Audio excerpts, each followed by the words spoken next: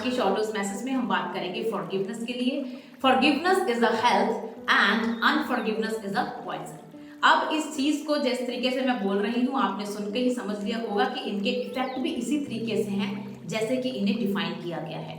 Poison का काम होता है इंसान को खत्म करना और अंदर से उसे नष्ट करना या उन्हें अनहेल्दी बनाना। एंड हेल्थ का मतलब होता है कि आपका mental health, physical health and हर एक लेवल के अंदर जो है इंसान की ग्रोथ को अपलिफ्ट करना। राइट, सो हेल्थ जो है उसका और फॉरगिवनेस का आपस के अंदर एक बहुत गहरा कनेक्शन है।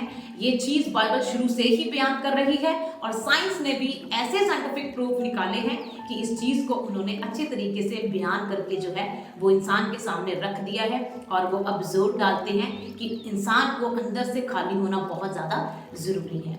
क्योंकि जब हम पढ़ते हैं तो बहुत सारी किताबों में ऐसा लिखा जाता है कि जो कुछ आपके अंदर है वो ही बाहर जो है वो आता है and it is the inner peace, you can say. अगर आपके अंदर पीस ही नहीं है तो ऑब्वियसली वही बाहर आएगा जो आपने अंदर होल्ड करके जो है वो रखा हुआ है।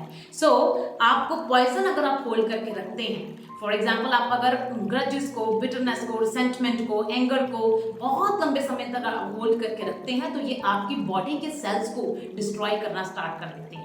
आपका इम्यून सिस्टम जो है वो लो रहने लग जाता है, आप बार बार बीमार होते हैं, लंबे लंबे समय तक आपके इलाज जो है वो चलते रहते हैं। और कई बार ऐसा देखा गया है कि जो कभी माफ नहीं करता वो इंसान कभी भी हेल्दी नहीं रहता है।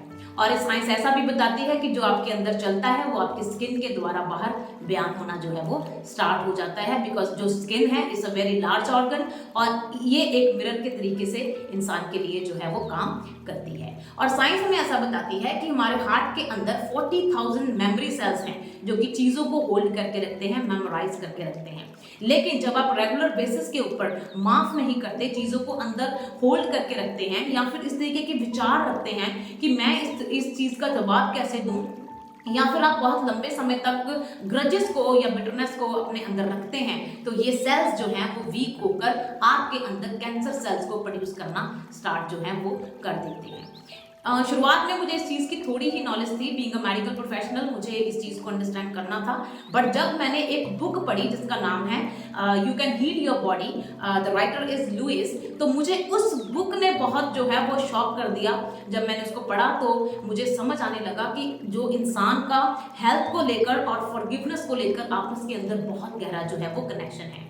लुइस ने ऐसा बताया कि जब उसने लंबे अरसे तक लोगों को देखा कि वो किसी न किसी ऐसी प्रॉब्लम में हैं जिससे वो बाहर नहीं आ रहे, तो उसने फॉरगिवनेस की प्रैक्टिस कराकर लोगों के बहुत सारे ऐसे भयंकर रोग जैसे कि सर्वाइकल के इशू, जॉइंट पेन के issue, liver cancer, brain cancer, tumour, ऐसी चीज़ों को उसने जो है वो हील करना स्टार्ट कर दिया and it is working. Right, अगर आप इन चीज़ों को प्रैक्टिस करते हैं तो सीरियसली ये जो है आपकी बॉडी की फिजियोलॉजी के ऊपर जो है वो असर डालते हैं। बाइबल के अंदर हम देखें तो बाइबल में भी लिखा है कि तू माफ कर, क्योंकि परमेश्वर चाहता है कि आपके मेमोरी सेल्स जो हैं जो कि आपके अच्छी चीज़ों को होल्ड करना चाहते हैं वो सुरक्षित रहें और उन्हीं की वजह से आप हेल्दी जो है वो रहते हैं। इसीलिए लिखा है कि joyful heart contains a lot of joy and peace and blessings and unhealthy heart या बिटरनेस जो है वो आपकी हड्डियों को, वचन में लिखा है, वो जला देता है। सो बाइबल भी एंड साइंस भी दोनों इस चीज़ को प्रमोट कर रहे हैं कि इंसान को एक दूसरे को जल्दी माफ करना चाहिए, क्योंकि जब आप होल्ड करके रखते हैं तो इसका सारा इफेक्ट आप ही की बॉडी के ऊपर जो है वो